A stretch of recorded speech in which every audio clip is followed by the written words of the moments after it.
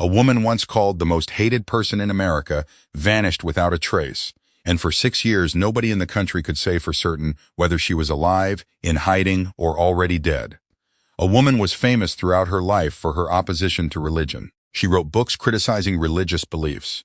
And she met a tragic end. Her name was Madalyn Murray O'Hair, and she had spent 3 decades standing in front of television cameras, daring an entire nation to hate her. Millions did. But when she finally disappeared, along with her son and her granddaughter, the silence that followed was almost stranger than the outrage that came before it. Because the answer to what happened to her wasn't hiding in a courtroom, or a church, or a protest line. It was hiding inside her own office, in a man she had once trusted enough to hand the keys to her empire. And by the time the truth came out, it would be so much darker than anyone imagined. To understand how a woman ends up dismembered in a shallow grave in the Texas Hill Country, you first have to understand how she became, in the words of Life magazine, the most hated woman in America. Because Madalyn Murray O'Hair didn't start out as a symbol. She started out as an angry, brilliant, restless woman who simply refused to accept the world as it was handed to her. She was born Madalyn Mays in 1919, in a working-class corner of Pittsburgh, Pennsylvania, into a household that was strict, religious, and, by her own later account, deeply unhappy. Even as a young girl, she had a reputation for arguing. Not the harmless kind of childhood stubbornness that parents laugh about later, but something sharper. She questioned authority, she questioned rules, and most dangerously, in a household like hers, she questioned God. When the Second World War broke out, she joined the Women's Army Auxiliary Corps, and it changed the entire direction of her life. She was smart, sharp enough with numbers and languages that the Army made her a cryptographic officer, decoding secrets for a living. She traveled through Europe and North Africa during the war, and what she saw there, the devastation, the suffering, the sheer scale of human cruelty, hardened something in her that had already been cracking since childhood. If there was a God watching all of this, she decided he certainly wasn't intervening. And if he wasn't intervening, what exactly was the point of believing in him at all? It was also during her time in the service that her personal life became complicated in a way that would follow her for the rest of her life. She began a relationship with a married officer and became pregnant with her first son. He would not leave his wife for her. She raised the boy alone, gave him her own surname, and carried the resentment of that betrayal like a stone in her pocket for years. Some who knew her later would say that her war against religion wasn't only philosophical. It was personal. It was tangled up with rejection, with abandonment, with a woman who had been told her whole life what a proper woman was supposed to do, and who had decided she would rather burn the rule book than follow it. By the late 1950s, Madalyn was living in Baltimore, raising her sons, and drifting further from the mainstream of American life. She read Marx. She attended socialist meetings. She surrounded herself with freethinkers, atheists, and outsiders who, like her, felt like strangers inside a country that assumed everyone believed in the same God, prayed to the same heaven, and pledged allegiance with the same unquestioned faith. And then, in 1960, her son William came home from school and told her something that lit the fuse on the rest of her life. Every morning before class began, his public school required the students to recite prayers and read from the Bible. Madalyn was furious, not because her son was uncomfortable, but because she believed, with total conviction, that no government school in the United States had the right to make a child pray to a God his own mother did not believe in. Most parents would have written a letter. Madalyn Murray sued. What followed was one of the most consequential legal battles in American history, and almost nobody outside a courtroom expected it to end the way it did. Her case was eventually combined with a similar challenge out of Pennsylvania, and together they made their way, year after year, appeal after appeal, all the way to the United States Supreme Court. While the case crawled through the legal system, Madalyn wasn't sitting quietly at home waiting for a verdict. She was talking to reporters. She was going on television. She was standing in front of cameras and saying, out loud, in a country where almost no one dared to say it publicly, that she did not believe in God, and that she thought organized religion was, in her words, a poison in American life. You can imagine what that did to a nation that at the time treated public atheism as something close to treason. The backlash was immediate, and it was vicious. Letters poured into her home, some pleading with her to reconsider, most of them threatening her, her children, her life. Strangers spat at her in public. Her house was vandalized more than once. Her younger son, only a small boy at the time, was harassed at school by classmates who had heard what their parents said about his mother at the dinner table. Madalyn would later say that in those years, she never felt safe, not walking down her own street, not answering her own phone, not opening her own mailbox, and still she did not stop. Picture what that actually looked like, day after day.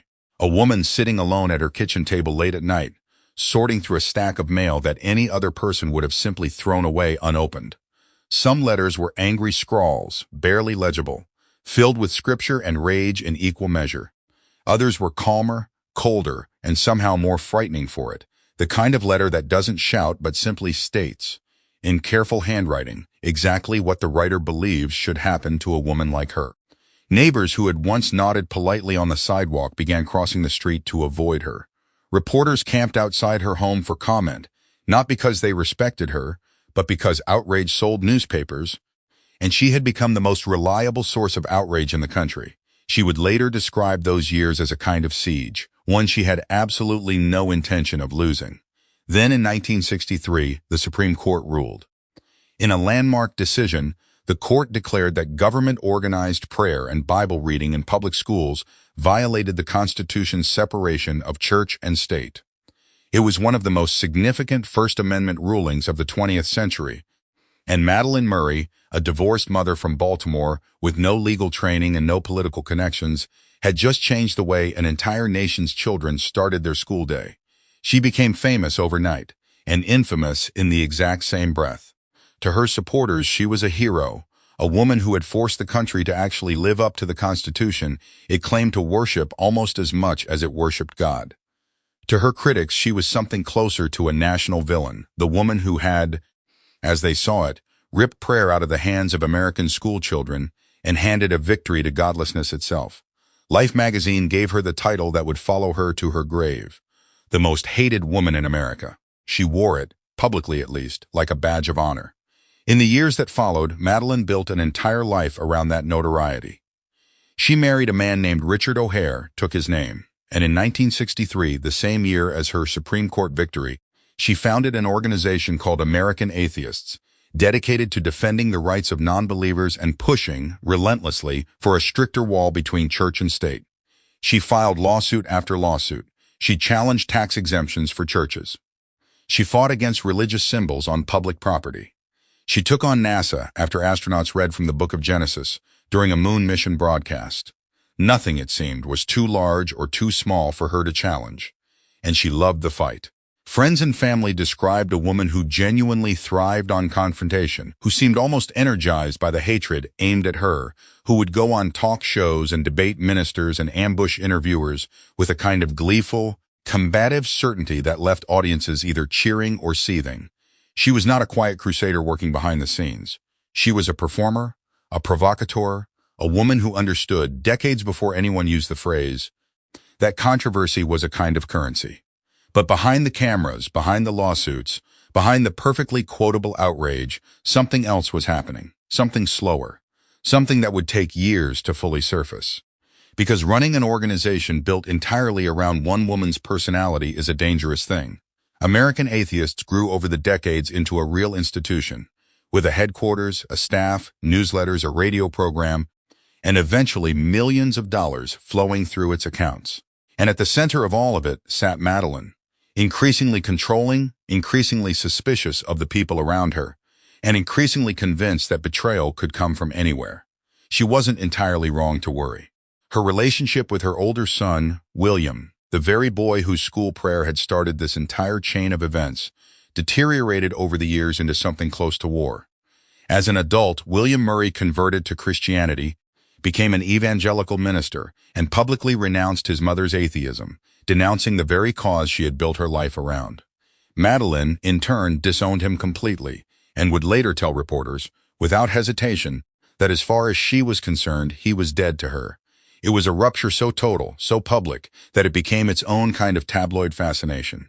The son of America's most famous atheist, standing in a pulpit, preaching the gospel his mother had spent her life fighting against. While that relationship burned down publicly, her younger son, John Garth Murray, remained fiercely loyal to her, eventually rising to become president of American Atheists himself in 1986. And her adopted granddaughter, Robin, Williams' own biological daughter, whom Madalyn had legally adopted years earlier after a bitter family dispute, became like a second daughter to her, working alongside her at the organization's headquarters in Austin, Texas. It was, on the surface, a tight, loyal family unit running a national organization together. Madalyn, her son, and her granddaughter, bound by ideology and blood, standing against a country that many of them believed still saw them as enemies of God. But inside that headquarters, trust was becoming a rarer and rarer commodity. Employees came and went. Money moved through the organization in ways that weren't always transparent. And Madalyn, whose instinct for decades had been to fight the outside world, increasingly found herself suspicious of the people standing right beside her. One of those people was a man named David Roland Waters. Waters came into Madalyn's orbit in the early 1990s, hired to help manage the organization's day-to-day operations. What almost nobody at American Atheists seemed to fully reckon with, at least not at first, was who David Waters actually was. He had a long, violent criminal history, including a conviction for a brutal assault years earlier that had left a woman permanently injured. He had spent time in prison. And somehow, this man, with that history trailing behind him, ended up managing the finances and operations of one of the most controversial nonprofit organizations in the country. Why would a woman as famously suspicious, as famously guarded as Madalyn Murray O'Hair, hand that kind of responsibility to a man like David Waters? Some who knew the organization later suggested that Madalyn, for all her public bravado, was in practice fiercely loyal to people once she decided to trust them, and slow to reconsider that trust even when warning signs appeared.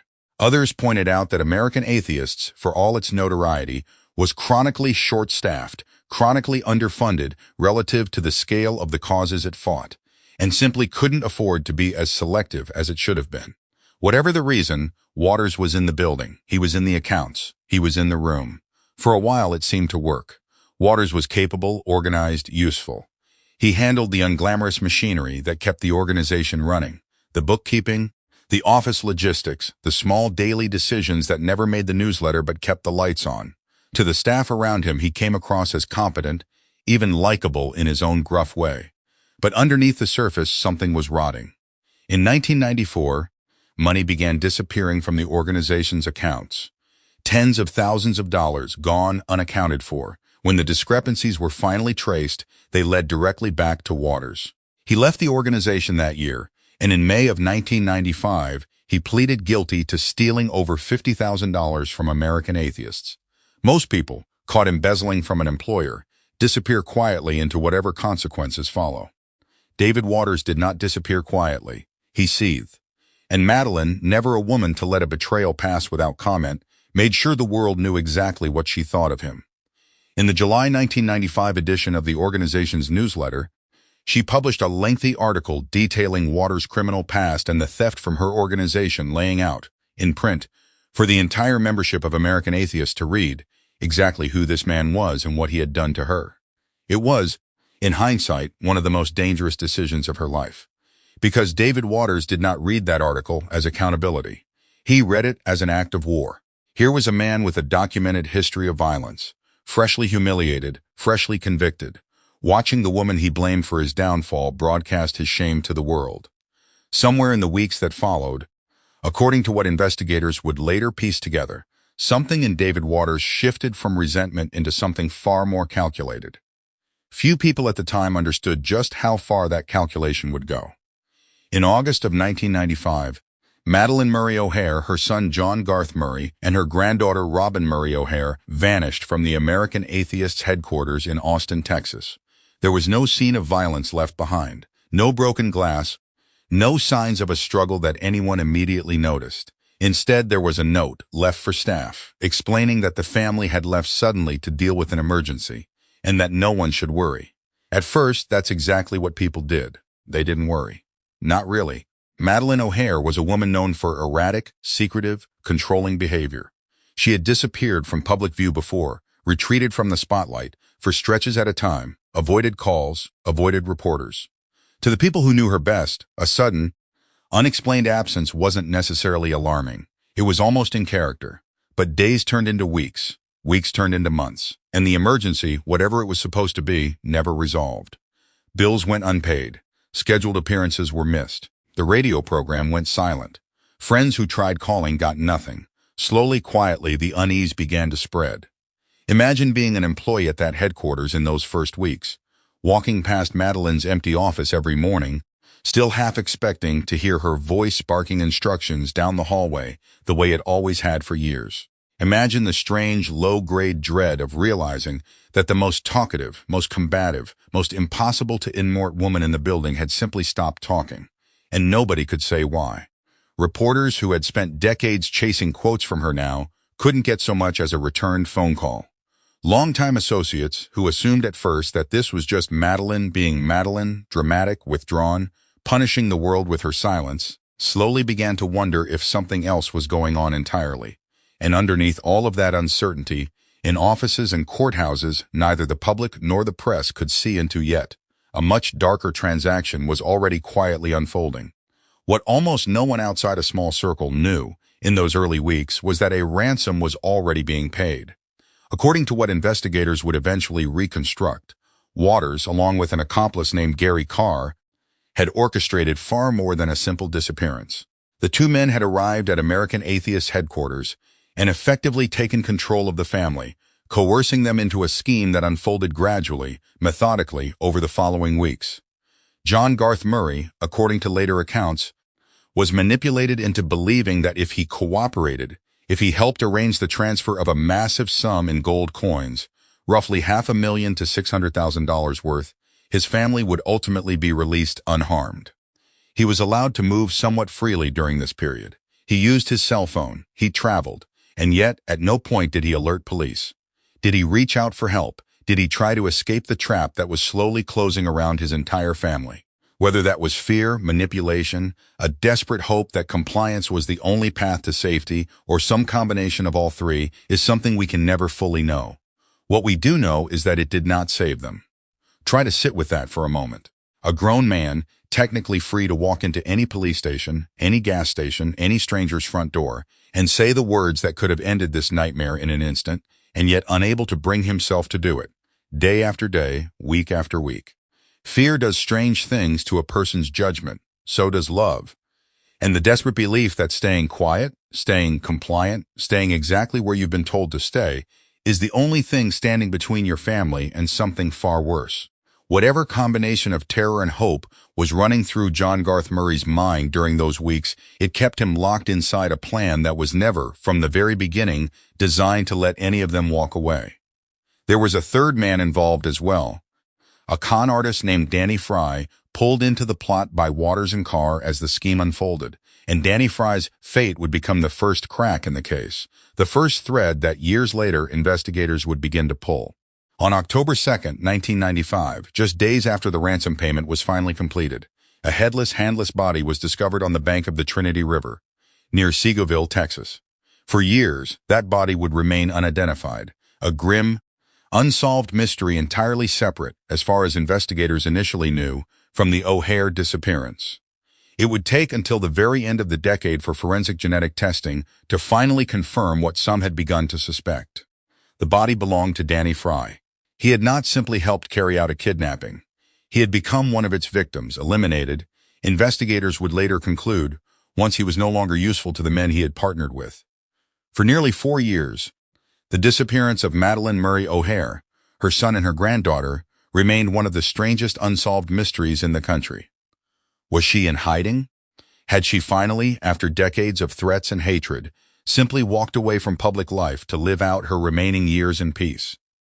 Some speculated she had fled the country with the organization's money.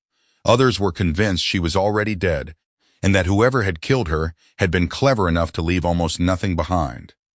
Then, in the late 1990s, an investigative reporter named John McCormack, working for the San Antonio Express News, began pulling at threads that police investigations had left dangling. Piece by piece, McCormack's reporting connected David Waters, the disgraced former employee humiliated in that 1995 newsletter, to the disappearance. His reporting connected Waters to Gary Carr. It connected both of them to the unidentified body pulled from the Trinity River years earlier. Slowly, the picture that had eluded law enforcement for years began to take shape in print, in a series of newspaper articles that would ultimately force federal investigators to take a second, much harder look at a case many had quietly assumed would never be solved. Few people outside the newsroom understood, at the time, just how much of this case was being solved not by police, but by a journalist with a notepad and a stubborn refusal to let a strange story fade into the archives. McCormack tracked down old associates, dug through court records, pulled at every loose thread the official investigation had left behind, and slowly built a case that federal authorities could no longer afford to dismiss as speculation. What the public had treated for years as an unsolvable mystery, an eccentric millionaire's dramatic vanishing act, was, in the hands of the right reporter, something closer to a paper trail with blood at the end of it. By 1999, DNA testing had confirmed that the body found in 1995 belonged to Danny Fry. That confirmation changed everything. It proved, conclusively, that Waters and Carr's connection to O'Hair's disappearance wasn't speculation. It was fact. In 2000, Gary Carr was put on trial, even though, at that point, no bodies belonging to the O'Hair family had ever been found. He was convicted on charges related to robbery, extortion, and conspiracy tied to the case, and sentenced to decades in prison. It was a strange kind of justice, a conviction built almost entirely on a financial and circumstantial trail, without the one piece of evidence that would make the tragedy undeniable. That evidence finally surfaced in January of 2001. Facing his own mounting legal troubles, and according to those close to the case, some measure of guilt that had been eating at him for years, David Waters finally confessed. He led federal investigators to a remote, rocky stretch of land near Camp Wood in the Texas Hill Country, to a shallow grave dug into hard Kalish soil. Think about that moment for a second.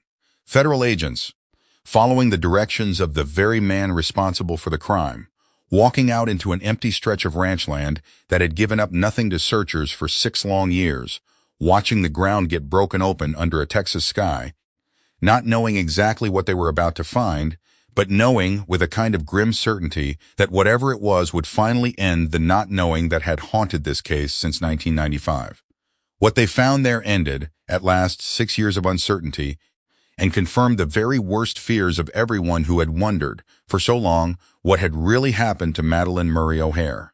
The remains recovered from that pit were dismembered and burned, consistent with a deliberate, brutal effort to ensure the family would never be identified, never be found, never allow their killers to be connected to their deaths.